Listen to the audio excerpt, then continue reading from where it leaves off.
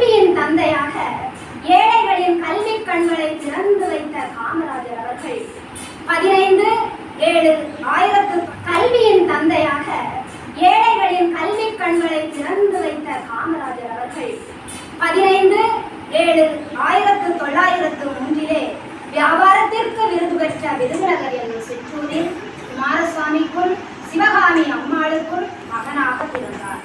தன் சிறுவயதிலேயே தன் தந்தையை இழந்துவிட்ட காரணத்தினால் தன் தாயின் சீரிய அரவணைப்பில் வளர்ந்து ஒரு தலை சிறந்த இந்தியனாக உருவானார். 6ஆம் வகுப்பு படித்துக் கொண்டிருந்த பொழுது குடும்ப வறுமை காரணமாக படிப்பை பாதியிலேயே நிறுத்திவிட்ட காமராஜர் அவர்கள் சில ஆண்டுகள் கடைகளில் வேலை பார்த்தார். பின்னர் அரசியலில் நுழைந்து அண்ணல் காந்தியடிகளின் வழியிலேயே நாட்டு விடுதலைக்காக போராடலானார். அவர் ஈடுபட்ட போராட்டங்களோ பல. 1920 ஆலய பிரவேச போராட்டம், 1923 கள்ளுக்கடை மறியல் போராட்டம், 1924 ஆகஸ்ட் புரட்சி, 1930 வேதாரண்யத்தில் உப்பு சத்தியாகிரக போராட்டம், 1942 வெள்ளையனே வெளியேறு இயக்க போராட்டம். இவ்வாறு தேசத்திற்காக தன்னையே அர்ப்பணித்துக் கொண்ட காமராஜர் அவர்களை காங்கிரஸ் கட்சி வாரி அழைத்துக் கொண்டது. 13/4/1954 சென்னை மாகாணத்தின் முதலமைச்சராக பதவியேற்று இந்தியாவை புத்தர்கள் ஆண்ட காலமும் தென்னகத்தை சோழர்கள் ஆண்ட காலமும் எவ்வாறு சரித்திரத்தில் பொற்காலமாக பேசப்பட்டதோ அதுபோல காமராஜர் ஆட்சி காலம் பொற்காலம் என தமிழக வரலாற்றில் பொறிக்க வைத்தார். 7 திறமையான அமைச்சர்களை மட்டுமே கொண்டு எல்லா துறைகளும் ஏற்றமுற சட்டங்களும் திட்டங்களும் வகுத்து ஆட்சி செய்தார். அதில் ஒன்றுதான் கல்வித்துறையில் அவர் செய்த மாபெரும் புரட்சி. 5இல் வளையாதது 50 வளையுமா? ஆகவேதான் கற்க வேண்டியவற்றை அனைத்தும் இளமையிலே கற்க வேண்டும் என்றனர். செல்வங்களுடெல்லாம் தலை சிறந்தது கல்வி செல்வம். வெள்ளத்தால் அழியாது, வெண்தணலால் வேகாது, கல்வரால் கவர முடியாது, வேந்தரால் கொள்ள முடியாது.